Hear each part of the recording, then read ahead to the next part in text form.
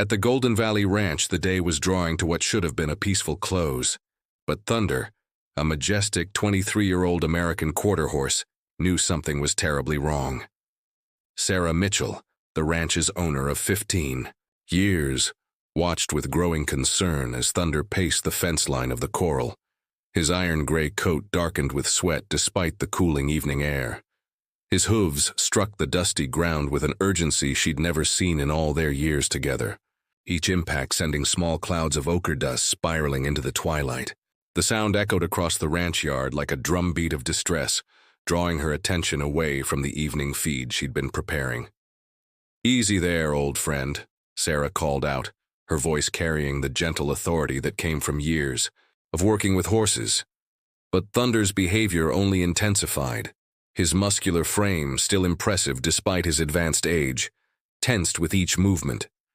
His ears were pricked forward, swiveling toward the distant canyon that cut through the landscape like an ancient scar. The horse's dark eyes, usually calm and steady, now held a wild urgency that made Sarah's heart skip a beat. She set down the feed bucket, the metallic clang causing Thunder to whip his head around. For a moment, their eyes met, and Sarah felt a chill run down her spine despite the lingering heat of the day. In all her years of ranching, she'd learned to trust her horse's instincts. They could sense things humans couldn't, pick up on subtle changes in the environment that often escaped even the most experienced rancher's notice.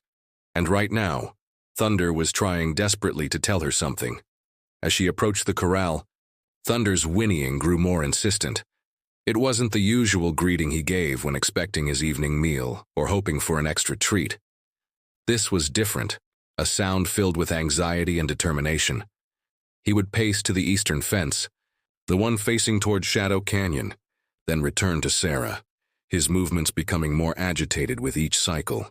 "Jake," she called out to her ranch manager who was closing up the equipment barn for the night. "Come take a look at this." Jake Thompson had worked at Golden Valley for the better part of a decade. He was in his mid-30s, with sun-weathered skin and the kind of practical wisdom that came from spending more time with horses than people. He jogged over, his boots kicking up dust, the last rays of sunlight glinting off his wire-rimmed glasses. "What's got him so worked up?" Jake asked, reaching the corral just as Thunder let out another urgent whinny. The sound echoed off the nearby barn walls, seeming to hang in the air like a plea. "I don't know," Sarah admitted, running a hand through her graying auburn hair. "But I've never seen him like this. He keeps looking toward Shadow Canyon." Thunder's behavior was becoming more insistent. He would press his chest against the corral gate, then back away, only to repeat the action. His eyes never left the direction of the canyon, and his nostrils flared wide, testing the wind that carried the scent of creosote and cooling stone from the desert beyond. "You thinking what I'm thinking?"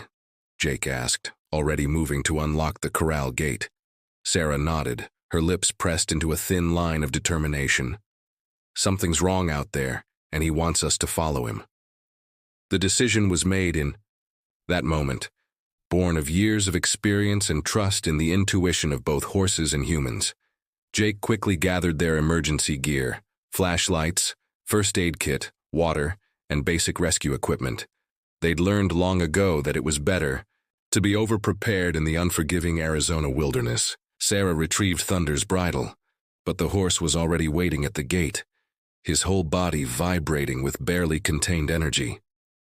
As soon as she secured the bridle, he pushed forward, nearly pulling her off her feet with his urgency. "Whoa, steady there," she murmured, but her words seemed to fall on deaf ears. Thunder's focus was singular, his entire being directed toward whatever was calling him to the canyon. Jake emerged from the tack room leading his own horse, a sturdy paint named Cisco, already saddled and ready to go. "I've radioed ahead to the ranger station," he said, swinging into the saddle.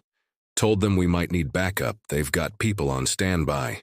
Sarah appreciated his foresight, but was already following Thunder, who had begun moving purposefully toward the canyon trail. The elderly horse moved with a vigor that belied his age, each step sure and determined despite the growing darkness. The setting sun had left behind a world painted in deep blues and purples, the first stars beginning to peek through the darkening sky above. The trail to Shadow Canyon was well-worn but treacherous, especially in the failing light. It wound through stands of scraggly junipers and past weather-sculpted rock formations that cast deep shadows in the gathering dusk. Thunder navigated the path with unwavering certainty, while Sarah and Jake followed on horseback, their flashlight beams cutting through the growing darkness. The air grew cooler as they descended into the canyon's approach, the temperature dropping as it always did when night fell in the desert. The sound of their horses' hooves on the rocky trail echoed off the canyon walls, creating a hollow percussion that seemed to emphasize the urgency of their mission. Thunder's pace never slackened, though Sarah could see the sweat darkening his coat, his breaths coming in heavy bursts that clouded in the cooling air. As they drew closer to the canyon proper, Thunder's behavior became even more intense. His whinnies took on a different quality, less frantic but more focused, as if he were calling out to something, or someone. The canyon opened up before them, a vast gash in the earth that seemed to swallow what remained of the daylight. The walls rose hundreds of feet on either side, their layered striations telling a story of millions of years of geological history. But it wasn't the magnificent scenery that caught their attention. It was the faint, desperate sound that echoed up from somewhere below. A cry, weak but distinct, the sound of a young horse in distress. Thunder halted at the canyon's edge, his whole body trembling as he let out a long, low whinny. The sound reverberated off the canyon walls, and after a moment, there was a response, a frightened nickering from somewhere in the darkness below. Sarah dismounted quickly, pulling out her most powerful flashlight. Jake was already doing the same, and together they began scanning the canyon walls with their beams. Thunder moved along the edge, his hooves sending small cascades of pebbles into the void, each step careful but purposeful. "There!" Jake's voice cut through the growing darkness, his flashlight beam illuminating a heart-stopping sight.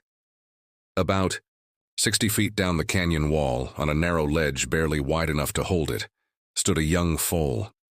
Its coat, which appeared to be a rich bay color even in the artificial light, was streaked with dust and sweat.